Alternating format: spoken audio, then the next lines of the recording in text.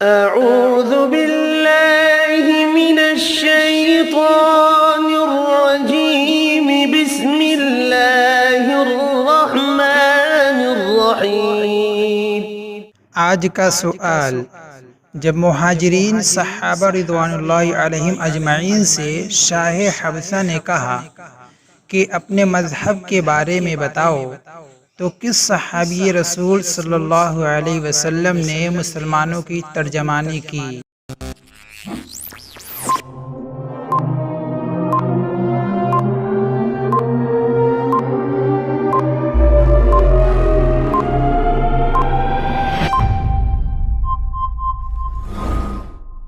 صحیح جواب حضرت جعفر ابن ابی طالب رضی اللہ تعالی عنہ نے۔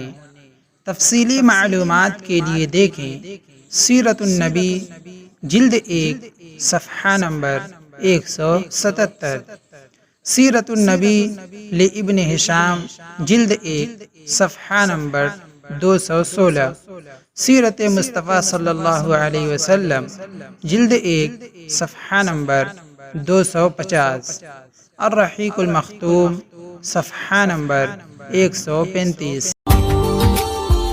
Subscribe now and press the bell icon. Never miss an update.